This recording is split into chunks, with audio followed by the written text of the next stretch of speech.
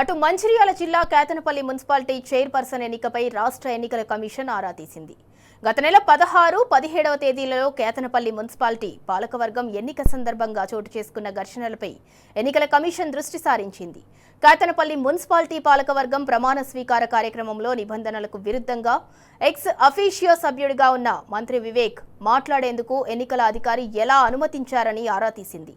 Council సభ్యుల మధ్య బ్యారికేడ్లు ఏర్పాటు చేయకపోవటం, మీడియాను అనుమతించకపోవటానికి గల కారణాలు ఏమిటనే కోణంలో జిల్లా కలెక్టర్ కుమార్ దీపక్ను నివేదిక ఇవ్వాలని కోరింది. ఇప్పటికే కేతనపల్లి మున్సిపాలిటీ చైర్పర్సన్ ఎన్నికలో మంత్రి వివేక్, అధికారులు, పోలీసులు అధికార దుర్వినియోగానికి పాల్పడ్డారని ఎస్ఈసీకి ఫిర్యాదు చేసిన బీఆర్ఎస్ దీనిపై హైకోర్టును కూడా ఆశ్రయించింది.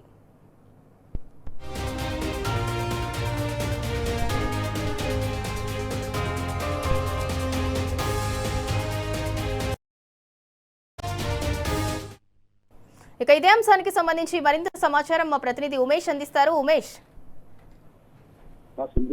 రాష్ట్ర వ్యాప్తంగా సంచలనం సృష్టించినటువంటి మంచిర్యాల జిల్లాలోని కేతనపల్లి మున్సిపల్ పాలకవర్గం ఎన్నిక సందర్భంగా చోటు చేసుకున్న ఘర్షణలకు అసలు కారణం ఏంటనే దానిపై ఎన్నికల సంఘం ఆరా తీస్తుంది. రాష్ట్ర వ్యాప్తంగా ఫిబ్రవరి 16వ తేదీన ఏదైతే మున్సిపాలిటీకి పాలకవర్గ అధ్యక్ష, ఉపాధ్యక్ష ఎన్నికలను నిర్వహించింది. అయితే ఈ రోజు అదే రోజు సంబంధించి కోరానికి సరిపడా సభ్యులు రానందున కాగజ్ నగర్ తో పాటు రాష్ట్ర కుమ్రమి మాసోబా జిల్లా కాగజ్ నగర్ తో పాటు మంచిర్యాల జిల్లాలోని కేతనపల్లి మున్సిపాలిటీ చైర్పర్సన్ ఎన్నిక మాత్రం పలు పరిణామాలకు దారితీసింది.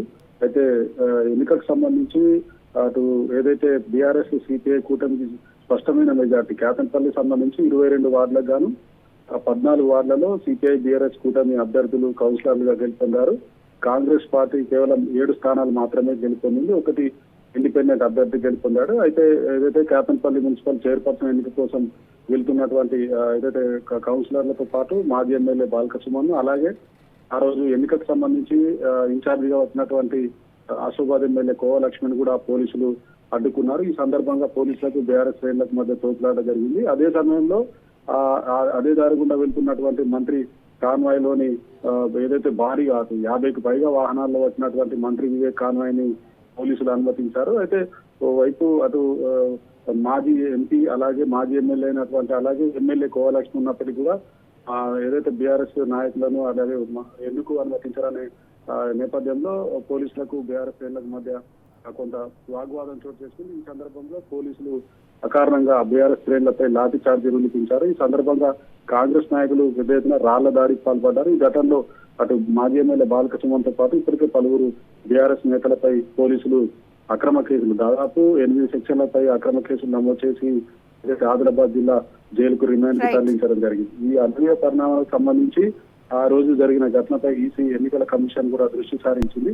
నిబంధనల ప్రకారం 17వ తేదీన కోర సభ్యులంతా ఉదయం 11 గంటలకు కేతనపల్లి మున్సిపాలిటీకి హాజరవగానే 11:30 గంటలకు ప్రమాణ స్వీకారం పూర్తి చేసి అధికారులు ఎన్నిక నిర్వహించాల్సి ఉంది. దానికి భిన్నంగా నిబంధనల విరుద్ధంగా ఎక్స్ అఫీషియో సభ్యుడిగా ఉన్నటువంటి రాష్ట్ర మంత్రి వివేక్ మాట్లాడేందుకు అప్పుడు ఏదైతే అక్కడ ఎన్నికల అధికారిగా ఉన్నటువంటి మందమరి తహసీల్దార్ సతీష్ మంత్రి వివేక్ ను ఏదైతే ప్రసంగించేందుకు అనుమతించారు.